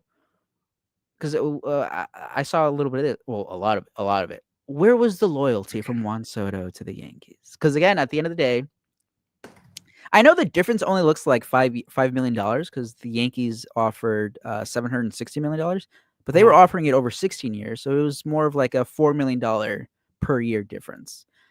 There were stories about a security guard who was being a little too much of a hardo in the clubhouse. I guess was keeping out family at one point, and then I think there was a separate incident with with Juan Soto's was it a personal driver or chef? I forget the details there. They didn't want to include a skybox or a private suite for Juan Soto because they're like, well, we don't do it for Derek Jeter or Aaron Judge. Why would we do it for you? The New York Mets, Steve Cohen, sure, we'll give you Here, the suite. You here's want a my suite? want my house. You want to Here stay you with me? go. He's like, you want to sleep with my wife? It Hey, fuck is that. it is hilarious how I think the funniest thing to me is how Yankees fans were bitching all Sunday and Monday and Tuesday, and they're still going to for like the next 15 years. Like all this guy just left to sign. He just left for money. You are a New York Yankees fan. Most of the free agents that you sign only signed with the Yankees because of the money. It's so funny too, because it's like, again, if I mean, I don't know how much, I think some of these might be copium rumors and shit, and obviously I think some of the stuff like the box and all that stuff with the family actually really might have been true, but like a mean security guard at Yankee Stadium, you're in New York. If Juan Soto doesn't know that shit's gonna happen anywhere in New York, doesn't matter if you're with the Yankees or the Mets, you're gonna get a Woody Harrelson that accidentally shoots, or what who is it? Oh no, it's Will Ferrell. Was it Will Ferrell? No, Mark Wahlberg, who accidentally shoots Jeter in the leg or whatever. In the other guys, you're gonna get hard asses. You're gonna get those. It's anywhere. So I don't know about I think people are just looking for someone to blame, and some poor fucking security guard that was a dick to somebody is now all of a sudden like hated by all of New York, and he's gonna have to like flee if they ever like release his name. He's like the new Bartman basically, except for New York, which is way more dangerous because they have bigger rats. And so it's kind of funny that you hear those kind of things because it's a lot of it's just like, how could somebody choose the Mets over the Yankees? That's like choosing Burger King over, like a gourmet steak. Why? Well, maybe, I don't know. Maybe he wants to win in a place that hasn't really won. I don't know. Maybe there's a challenge there, but it really comes down to the money. I think in the end, he took the best money. He got all the stuff that he really would want for comfort. He put himself in a great position. I love watching how people like squirm with this money. This money is a freaking drop in the bucket for these owners. This should be normal in baseball. Now, I don't know. I mean, the length of contracts, you can question that. But you know what? If you can sign a guy that's very talented and keep him for his whole career, and it costs you that money, these for Cohen especially, dude's not going to drop a wink of sleep, lose a week of sleep over this. These guys, these owners, Ricketts too. These guys, we know, even the Pirates owners. These guys, this money does. They can pay it easily, and it won't even affect much. And they like to tell us through the media that this is all bad, and the lockout happened, and they convinced a bunch of fans that the players were the greedy ones because they just wanted a little bit more share of this revenue that they're the ones that create. And when you see stuff like this, guys like Cohen give me hope that there will be owners like him, maybe a Mark Cuban one day, guys that are willing to just say, then you get these people that are feeding out the salary cap stuff. Shut up. Like, you want to stop stumping for the millionaires. These guys give them more of what they earn. They're the ones putting butts in the seats. No one's coming to watch the owners. No one wants to come watch Jerry Reinsdorf wave. Not millionaires, Kevin. They're stumping for the multi-billionaires. Yeah, the fucking elite, man. Stop. Like, let these guys take more of the pie. They deserve it. It takes care of their family. It takes care of the community. It's like year after year. Like, hi, Ronald. Year after year, like, do you think that Steve Cohen is concerned that he signed this deal, that he agreed to pay? No, this guy is worth what, $15 billion? Did you not? That's a drop. What was the movie that came out last year? Same thing with the Dodgers. Same thing with the Dodgers. All the money that they've been spending, the Ohtani deal, that they're eventually. I mean, that's just a whole other story because they're taking all the money that they're not paying for him, putting it in a fucking fund, and they're going to be paid out like double at the end of that deal. But anyways, did you see the movie Dumb Money last year? Like, if you haven't seen Dumb Money yet, I suggest you watch it. Okay, because Vincent D'Onofrio plays Steve Cohen in this thing, and that dude loses billions of dollars and doesn't care. Billions of dollars he loses, and all he does is just go, oh yeah, well, you lost me a couple $1 billion, you're fired, I guess. Okay, I move on. I'll make it tomorrow. And guess what? He hasn't lost that money. And so it's actually a really good, I mean, that's also a really good movie if you haven't seen it. Like Steve Cohen, I know it might suck. it might suck now because it's like, well, my team has like no chance if these other guys are paying $50 million a year for the stars, right? But hopefully that drives out these cheap ass owners. Yes, Hopefully it brings in the guys who will actually spend the money because again, they're gonna make that money right back when the teams win, go to the postseason, win Jersey sales. championships, everything, just everything. If you don't want to get into the ring, sell the team. Period. If you're not going to keep up with the Joneses, then sell the team. This isn't the world for you. And these owners, guys like Reinsdorf, the world has passed them by, and eventually someone will step in and say, I can do this far better than you. Look, again, billionaire guy that can say, I will buy you out. And it's like the McCaskey family. It's Reinsdorf. These people gotta, eventually, Godfather time is such a bitch. It comes for us all. That's going to change the game a little bit. You're going to see some of these old heads that are going to, how many of these owners that are younger? A lot of these owners are older too. So like they're still set in that ways, but you're going to get some of these younger slam, but you're going to watch. I can't wait for the first major league team to be bought by like a Bitcoin bro. Like that's going to happen one day. He's going to buy the whole thing with Bitcoin. It's just like the myth of the small market, right? The San Diego Padres for years, right? So San Diego small market. What did it take? All it took was for the owner to one day be like, guys, I want to win. Spend on the biggest stars in the game. They went from one off season, they went from Eric Hosmer from that deal to a couple years later. They're like, Manny Machado, we are giving you $300 million.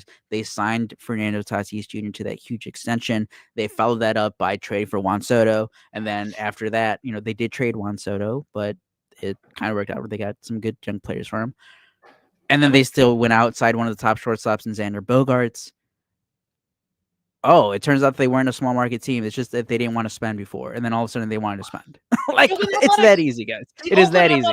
The Oakland Athletics have had the smallest payroll, and it literally was just revealed this week that the fucking John Fisher and his family are going to be contributing $1 billion to the stadium, $300 million from a loan, and then $300 roughly million from the state. The Fisher family that has been the lowest payroll in all of baseball are literally able to throw out $1 billion out of their pocket to pay for the building of this stadium in Las Vegas. And people are like shocked because they don't understand how much money these dudes really have. And this is what makes me laugh with Vegas media too. Like, oh my God, they're not going to be able to pay that. I'm like, oh, it goes up $500 million. Drop in the bucket. Okay. Drop in the bucket for these people because they have all this revenue and all this net worth. It's not even cash in the but it's this guy that has been paying the least amount. And look what the Oakland Athletics did, by the way, this offseason already. Now that it's done in Oakland, right? They're going to the Sacramento Athletics. Well, they're trying to prop up the franchise. Well, yeah. Who did they just sign? Severino's the largest contract in A's history, athletics history. Gee, there was money there. Maybe it's just Oakland sucks. Sorry. Oakland fans have been mean to me for no. See, that's where I will push back on Kevin. They still had the same owner in Oakland as they do now when they moved. Why didn't they spend before? It was the owner wanted out of that shithole. No. But why is the owner spending? Why is the owner spending now? He's trying to prop up the team now because he's getting ready to move to Vegas. That's the only reason why. Why? Because he knows he's going to make more money in Vegas with a new stadium. Because he's getting a new stadium. That's what I'm saying. Like they know. So yeah, there's that. Give the players more of this shit. Stop stumping for these owners because they have it. Pitching, as we know, expensive. We just went over the Max Fried deal, 8 years, $218 million. With the Yankees at the beginning of the offseason, I think he was projected, like 150, 160. He ends up getting, 60, 70 more there. Nathan Eovaldi, another free agent pitcher, he re-signed with the Texas Rangers, 3 years, $75 million. That is more money that I thought he was going to get. Shane Bieber re-signed on a short-term deal with the Cleveland Guardians. He reportedly turned down bigger money elsewhere to stay with Cleveland, which, he's pitched there his entire career. He's coming back from Tommy John surgery, probably just feels comfortable there. Wants to continue his rehab with Cleveland, so he's staying there. Do you have thoughts on that? I mentioned it briefly earlier, but that Toronto Blue Jays deal. I did not realize that Andres Jimenez has been kind of bad, like really bad offensively. He's still a great defensive second baseman, still Gold Glove caliber. But man, the offensive numbers for him in Cleveland after his breakout 2022 season have been kind of bad. I was kind of shocked by that trade from Toronto because they needed more offense and they didn't really get it with that trade. And then Cleveland just turns around and trades Spencer Horwitz to the Pittsburgh Pirates for a couple players there. Any thoughts on, Evaldi, the pitching market, that trade? Jake Berger was also traded to the Texas Rangers. So the Rangers making some moves here. Re-signing Evaldi, getting Jake Berger. White Sox legend Jake Berger. I mean, the Rangers aren't far out, man. They've already invested. They've proven that they're willing to do what it takes to pay and win a World Series. So I think all this the market's going to start. I think the pitching market. Other than maybe a couple of organizations when it comes to like some of these deals like with Tucker, Bellinger, et cetera, I think a lot of these organizations have their pitching plans that they're kind of going after now. I believe who was it? Was it Jesse Rogers that said that the Cubs are out on what's his name? What pitcher? Well, not Roki. Not he's the international guy, but no, what's his name? Who's the last pitcher available? Who's the last big arm? Corbin Burns. Corbin Burns. Didn't he say he was out? They were out on Corbin Burns, or did somebody report that? Or am I going? I mean, hearing the Cubs are out for on a while. Yeah. Okay. Well, I mean, he's going to get close to $250 million. Yeah. Oh, it's so nice. It's so choice. It'd be so nice to have in a rotation that you feel like. I mean, we'll answer this quickly, but we got a question here. What's the likely outcome? The Cubs get Kyle Tucker. Probably trading Isaac Paredes, maybe top 100 prospect. Or if push comes to shove, Isaac Paredes and Seiya Suzuki. Can go back and listen to our conversation earlier from the show. Spent a good, close to an hour to it, but a lot more in depth earlier in that conversation. But I think we both are in agreement that we do think it's a pretty good chance of happening, Kevin Kyle Tucker to the Cubs. Yep, I think so. Kevin Tucker as well. I don't know who that is, but he can. And Kevin Tucker, Kevin and Kyle. Get them both. Maybe does they have a brother? Get the brother in there. I mean, the White Sox have 2 Montgomerys in their farm system now as their top 10. Stockpiling all the Montgomerys. All the Montgomerys. All the Too bad Montgomery Award went under. Can make a shirt out of that. Montgomery Brewster's a billionaire now, so all right. I'm going to use that one more time today. That's the 3rd time now I brought up Brewster's Millions. I saw there's some weird fucking a continuation of the 1980s Brewster's Millions, where it's like his daughter inherited, and I'm like, oh god, here we go. But I don't know if you know this. Brewster's Millions has been made into a film 5 times. It's not the first one. So it's a great story. It needs to be Brewster's Billions now, though. Ooh, yeah, inflation. Sorry, random, but so we got that. I did want to ask. Montgomery. I got a Jordan Wicks instead. I got a hip youth pastor instead of a Montgomery. That's what I got in my stocking. The Garrett Crochet trade. I asked on Twitter today because it came out that the San Diego Padres may entertain a Dylan Cease trade. Oh. I asked on Twitter if Cub fans would prefer to trade for Garrett Crochet or Dylan Cease. Very close results. It was like 51-49. Obviously, Garrett Crochet younger, 2 years of control. Dylan Cease a little bit older. He'll also be a free agent after 2025. So he's looking for 1 year at least. But Kevin, what would you be willing to give up for Dylan Cease? I mean, I would downshift it slightly because age. I mean, and again, I'm not worried about Crochet's health anymore. Obviously, we got to see this coming. We knew Crochet was going to come out and deal. Tanner McDougal was telling us this from the start after their rehab together. So with Cease, his is different though, because Cease is. I don't see Crochet as a mental, a guy that struggles with the mental part of the game as much as I see a guy like Dylan Cease. Dylan Cease does have some muscles between the ear stress sometimes. I don't think Garrett Crochet has that. He really has not had that kind of meltdown-y. Whereas Dylan Cease, he was always one bad situation or scenario from the wheels coming off. Happens a lot still. So I don't think he's on the same tier as Garrett Crochet. I mean, he'd be a nice righty to have, but Yeah. I don't know. That one, I know. You know, you got Shota, you got, Yeah, Steele, you got Tyon, Steele, you got. I mean, again, we still haven't Matthew even mentioned my Boyd, guy, the double B, Ben Brown coming back. Ben Brown, A depth beast. guy. And you've got some potential depth coming up, but I mean, still, Cease would have to. That would have to be Padres selling us. I think the Padres would have to like be the ones that kind of dictate a lower tier of a market, a downshift, if you will, compared to like the Crochet stuff. Probably not a top 100 prospect. I don't think I'm willing to give that up now for Cease. He had a great season. Seems to have figured it out, but Nico Horner for Dylan Cease, something else. The prospect from the Cubs, probably not a top 100 guy if you're adding Horner. Probably that would be probably okay. And then you move Shaw over to second, or I did not realize how. Well, I guess I should have. He was with the White Sox for all of those years, but just Dylan Cease just takes the ball every fifth day. Yeah, has not missed a start. Reliable. I know he had like that down year in 2023 with the White Sox, but he bounced back nicely in San Diego. great Had mustache. another great mustache. Had like another 3.5 ERA. 30 plus starts, close to 200 innings. The walk numbers.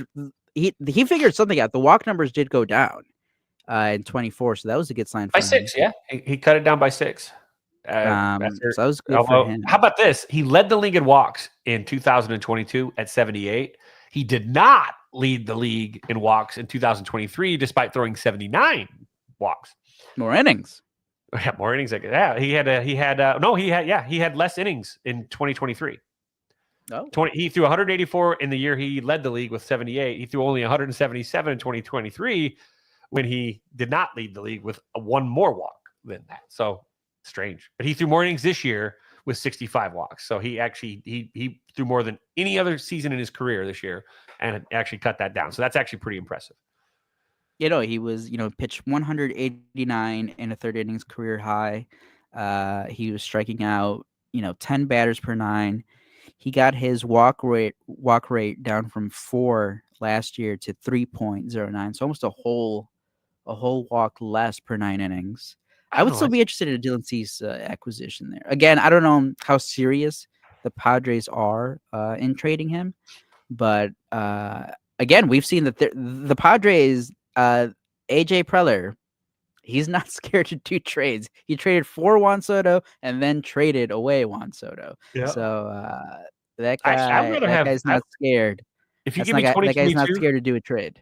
Give me 2022 Dylan Cease where he led the leagues in walks. I had the league in walks. I'm fine with that, actually, because that's a. I mean, give me 2024 Dylan Cease. It's a 6.4 WAR guy right there.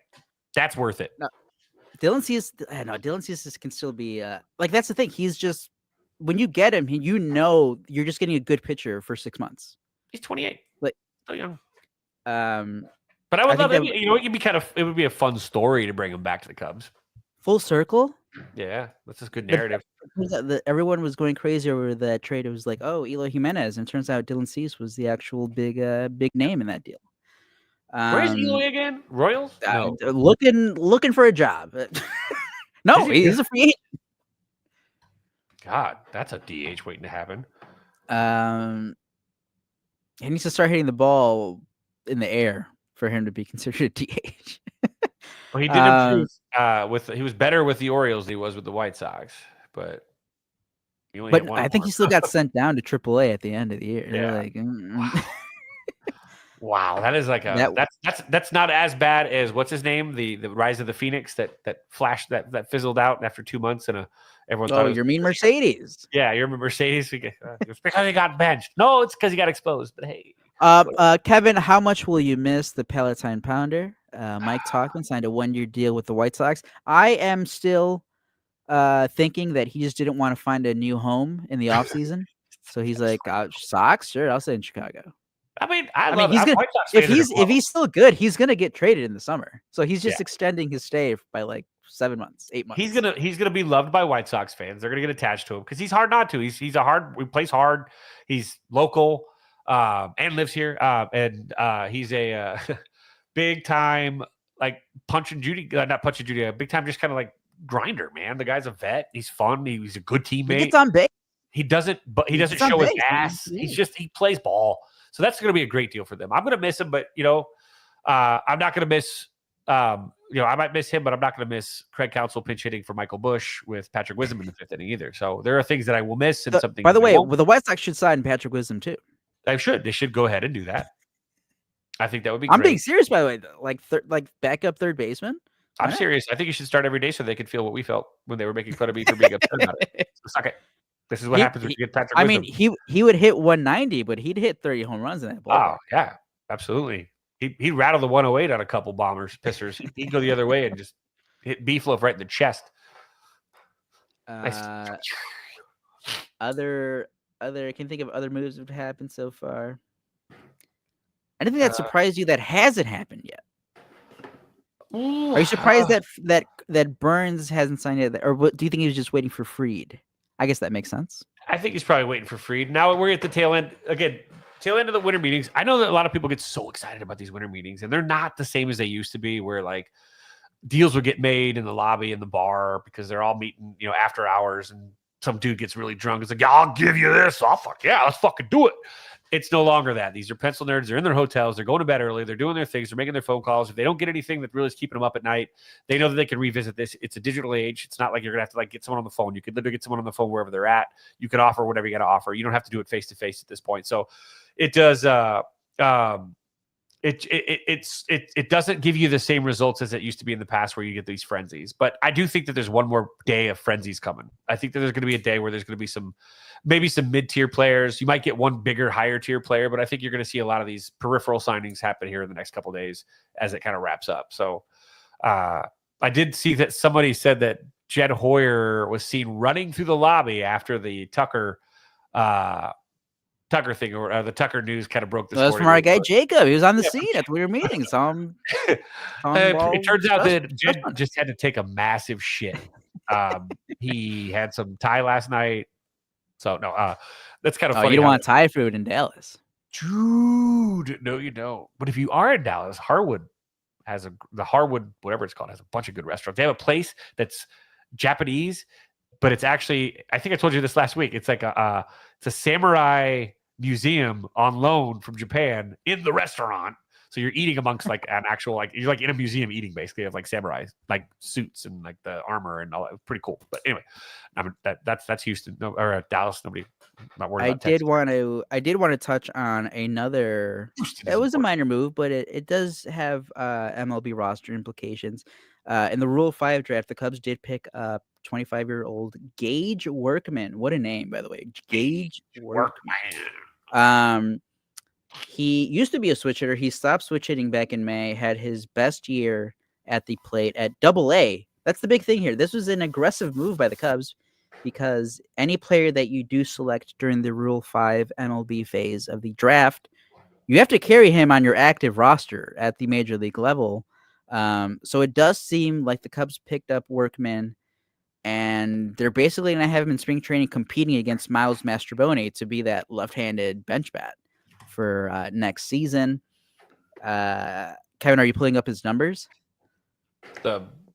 Here, I got it. Gage Workman, right? Let's see. Here we got. He's only made it up to Double-A, and if he does make the Cubs team next year, he's going from Double-A straight to the majors. I mean, it's going to be as like a bench guy. He's played third base, second base, shortstop, but he was primarily a third baseman in 2024. So I have his numbers here. He slashed 280, 366, 476. He had 18 home runs, a 140 WRC plus. That was in 126 games at Double-A. He's been at Double-A for a while. He did get there in 2022, 128 games. Looks like he got sent back down to work on stuff in 2023, made it back up to Double-A in 2023, and then had a full year at Double-A this past season.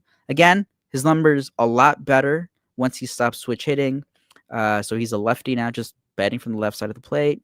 I think he had an 889 OPS overall against right-handed pitching, so that's good.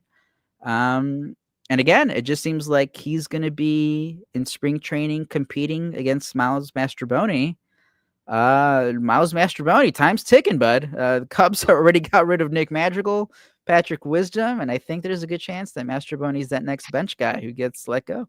Yeah, defense is not.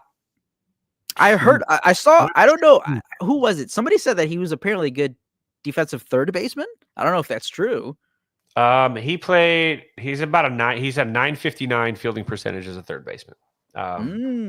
He's a 951 fielding percentage as a shortstop. So, but that's I know it's a little more expected. But third base and some of his other seasons, he's had an 895 fielding percentage at third base.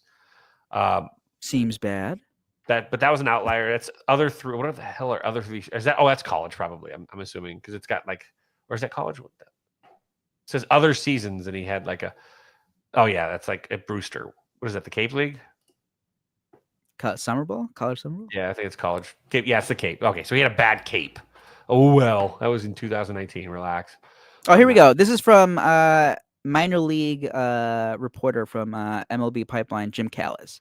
Workman is more of a utility guy than regular. He's a plus defender at third base, coming off his best offensive season of his career.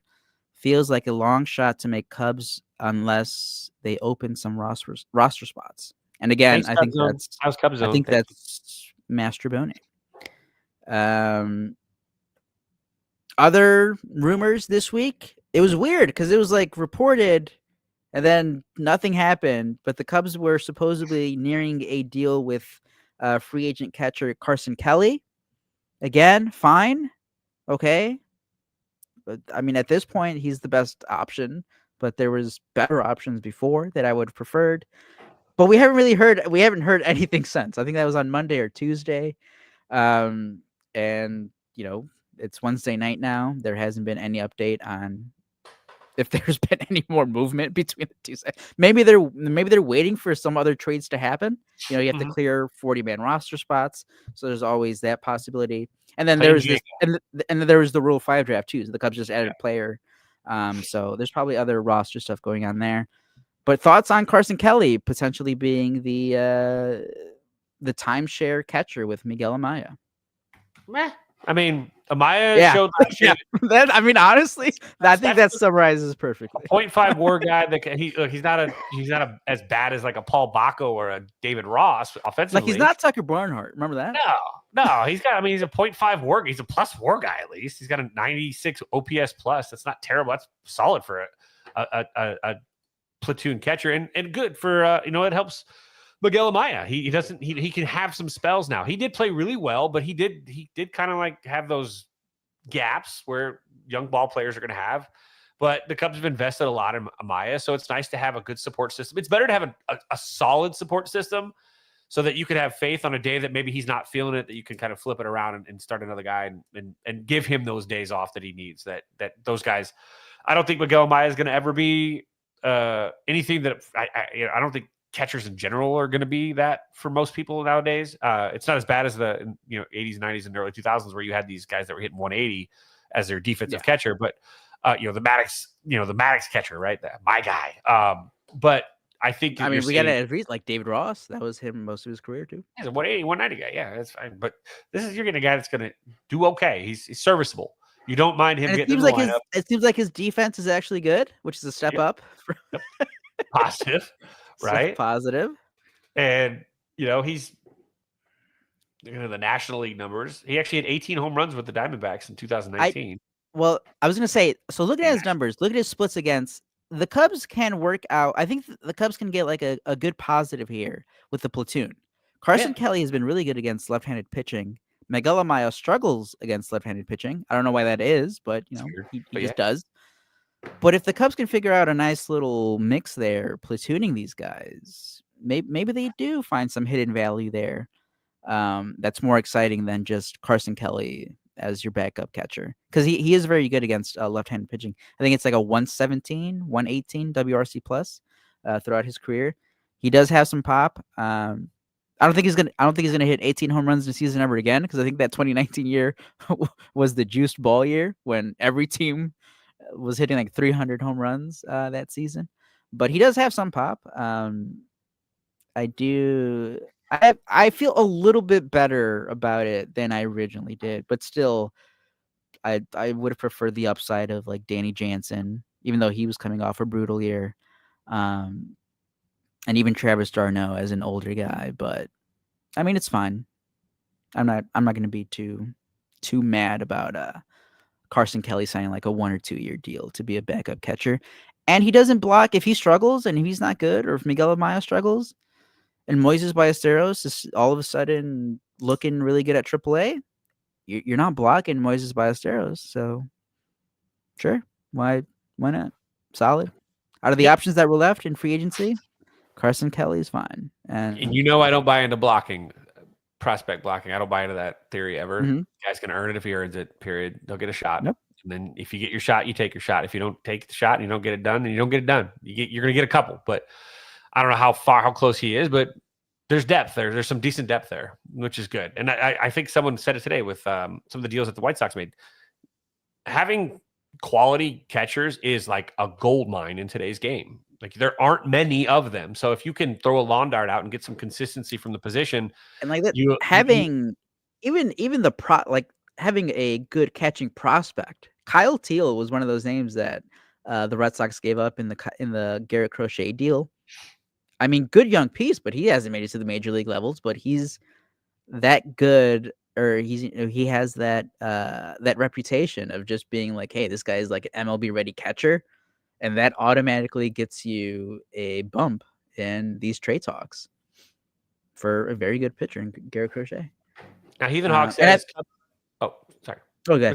Cubs can't trade both Smith and Paradas. They have no third base, organizational depth at third base, but I think you're leaving out Matt Shaw and James Triantos and Christian Hernandez. These are guys that can just shift over. It's not that hard to shift over. I'm not worried about third base depth because most guys in an organization start out as shortstops and switch to a spot at the corner up the middle. So I'm not super concerned with that part of it. I was going to say, Phoenix Hiller answered that as well in the chat, but Cubs could have drafted Teal instead of Shaw. That's kind of funny. I didn't know that. Yeah, I didn't think about that. But anyway, yeah, I think this is going to be an interesting week, though. I think the next 7 days we'll have something else to talk about. I really do. I'll say this, though, and I said it last week on the show. My birdies have not changed their tune. They've been singing the same song since last week. Roki is a freaking Padre. It's going to happen. All right. So the birdies they have not changed their tune. They're still or whatever. They're doing it. What if Darvish tells them sign up with the Cubs? Ooh, that's a wrinkle. People forget. I know that I tweeted that out, and then like half an hour later was all the Suzuki trade stuff that came out. It's like, whoops. But even after the Cubs traded Darvish in what was basically a salary dump move, even though they did get Owen Casey back, eventually panned out as a top prospect. That was purely like a salary dump move for the Cubs.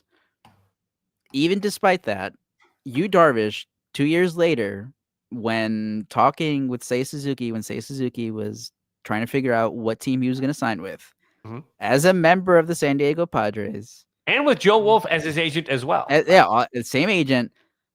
Darvish, a member of the Padres. The Padres were also trying to sign Seiya Suzuki. Darvish told Seiya Suzuki, sign with the Cubs. You're gonna love it. So I hope he has that same conversation with Roki Sasaki, whose agent is again Joel Wolf.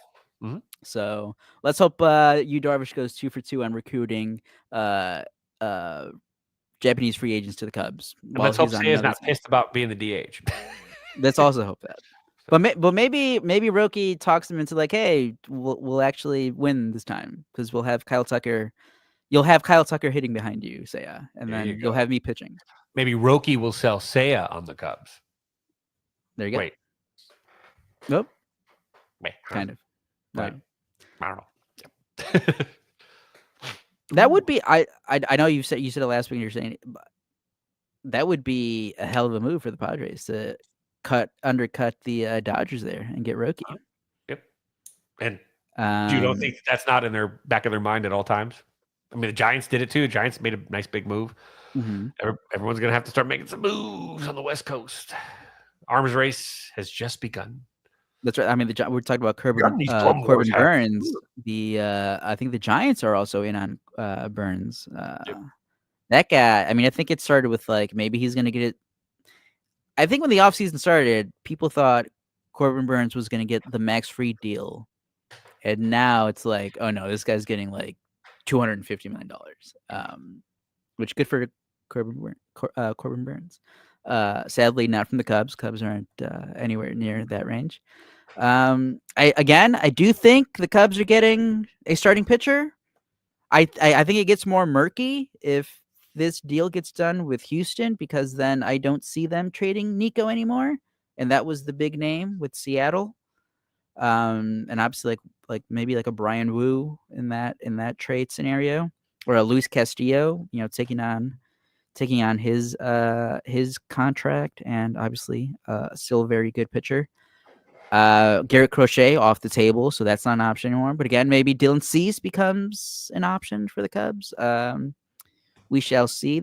I guess there's still a free agency. Walker Buehler supposedly still on the radar. I still kind of doubt that, though, just because the free agent pitching prices seem really huge right now. And again, the Cubs haven't really been showing that they're willing to go that high in free agency. But maybe Walker Buehler's market kind of fades and he falls into the Cubs' lap.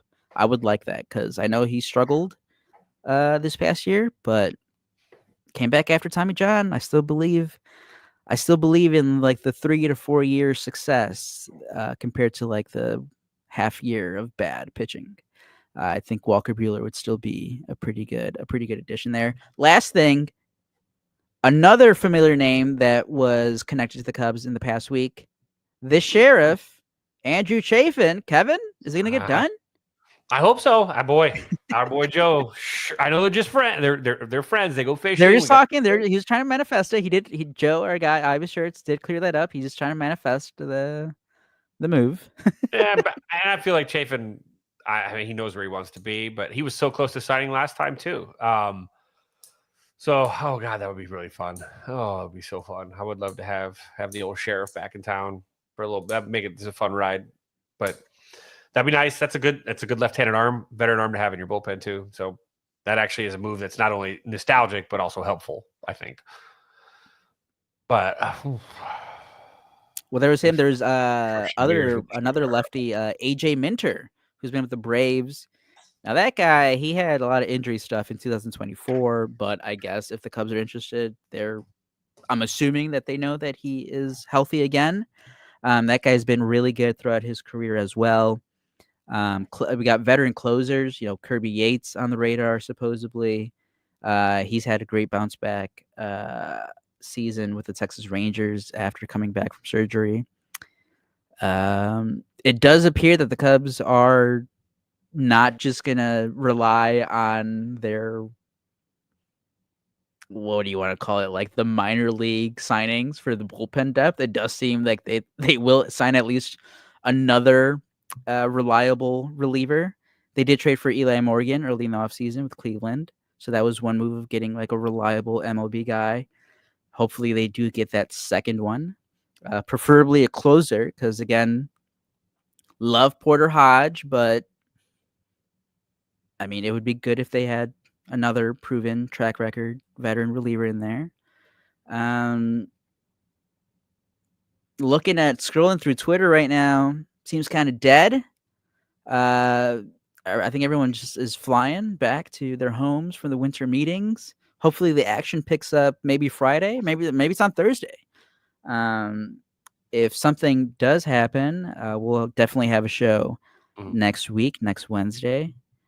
But again, obviously top of mind is going to be Kyle Tucker. Does that get done? The Cody Bellinger trade talks with the Yankees. Does that get done? What gets done first? Is it a domino effect? Does this not matter if Alex Bregman re-signs with the Houston Astros out of nowhere? And then all this was a waste of time. We shall see. But Kevin, any final thoughts here as we sign off? Yeah, I'm going to take it on to a little more of a personal note. It was released by Ryan Sandberg either yesterday or this morning. I don't know. Sometimes time like kind of mixes together that his prostate cancer has actually returned, and that it has spread to his other organs, and that he is going to have to undergo another aggressive round of cancer treatment. As someone whose father was told that he had a death sentence for prostate cancer, was told, don't even bother with the surgery. You were, it's a 10 out of 10 with when it comes to mortality. You will not be here in 3-4 months or 3-4 years. Whose father then proceeded to have the surgery and has been cancer-free for more than a decade now. To see this with Ryan Sandberg is disheartening. Ryan Sandberg is my favorite player of all time. I modeled myself, my game after his. And to see him release that news and know that he's going to have to go through another one of these rounds, I just wanted to give my personal energy or shout out to Rhino, who spoke softly and carried a big stick. Taught me everything when it came down to how to carry yourself as a ball player, to go out there and just get your job done. Don't show your ass, and take real care and concern with being a great defender, because it does matter. I'm wishing him nothing but the best. He's going to be in my thoughts and prayers constantly. Me and my dad have already had a couple cries about it. Just because it's sad to see, we see our, in the same week that Randy Moss announced that he is diagnosed with, liver cancer? I believe it was liver cancer. And, it's just it's a reminder, these guys are our heroes, but they're also human, and nothing is guaranteed but the here and now. And, I'm wishing, Rhino and, Randy Moss too. But Rhino, like, again, hero, nothing but good fortune and good treatment, and that the hands of the doctors will do what they can do to obviously keep him around. He's a gem. He's my favorite player of all time. He's the original 23 to me. And, again, also a reminder that, we're always on borrowed time. Right. And so, act as such. We're all on our way out, and we need to act accordingly. So be kind to each other, and be, even this holiday season, shit can get pretty crazy and hairy, and just understand that, enjoy these moments. You're never guaranteed any else. You're nothing, and you're not guaranteed your next game, right? And you're only as good as your last game, and that's what you'll be remembered for. So be a good person out there. I'm going to try my best to be my best self too, but, I guess get a little philosophical there. Rhino got that hit me pretty hard, like a ton of bricks.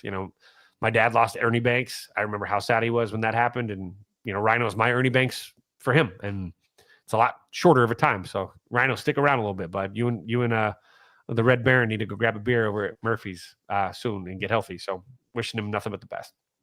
100% back up all those sentiments as well. Sad news to see that this week for Rhino. Hang in there, and hopefully, we know he's a fighter, battler. Hopefully he overcomes it once again. But 100% with you there, Kevin. But yeah, nothing else after that. Hope you guys tuning in enjoyed the show. Hopefully we will have some happy news about the Cubs relatively soon. And once that gets done, we'll be back live here on Pinwheels and Ivy podcast. Check us out, and check out Mitch, Pinwheels pregame, every Wednesday at noon for White Sox talk. We'll have the Cubs talk on the evenings. For Kevin, I'm Aldo. Everyone, have a good one.